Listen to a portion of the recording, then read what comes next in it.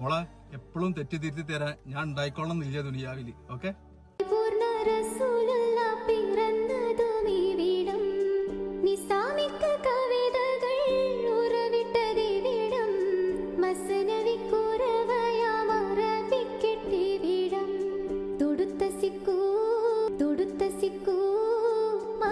പിന്നെ ഈ തൊടുത്ത സിക്കൂന്നല്ല, തൊടുത്ത ജൈത്തൂനാണ്.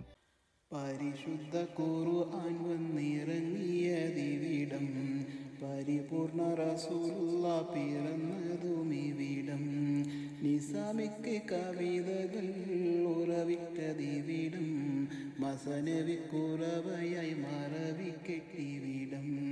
തൊടുത്ത സിക്കൂ എങ്ങനെ തൊടുത്ത സിക്കൂ പാലത്തിൻ്റെ കനികളും ജറതെന്ന കിളികളും ചുടുകാറ്റിൻ്റെ ഒളികളും ഇടയ്ക്കിടയ്ക്ക് കച്ചോട സംഘങ്ങൾ പോകുന്ന പാതകളും.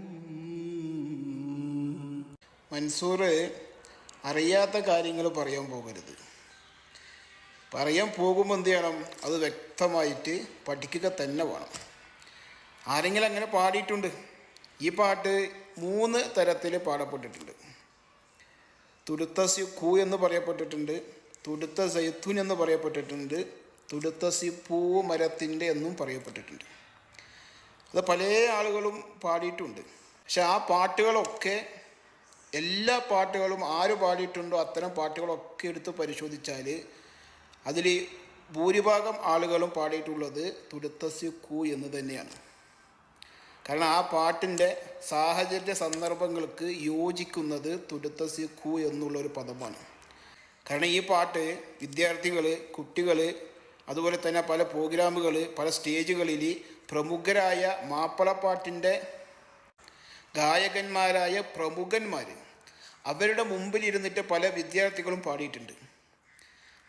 ഈ പാട്ട് പാടിയതൊക്കെ 3 പദങ്ങളിൽ എന്ത് ചെയ്തിട്ടുണ്ട്? പാടപ്പെട്ടിട്ടുണ്ട്. പക്ഷെ ഒരു മാപ്പിളപ്പാട്ടിൻ്റെ വ്യക്തികളും എന്ത് ചെയ്തിട്ടില്ല?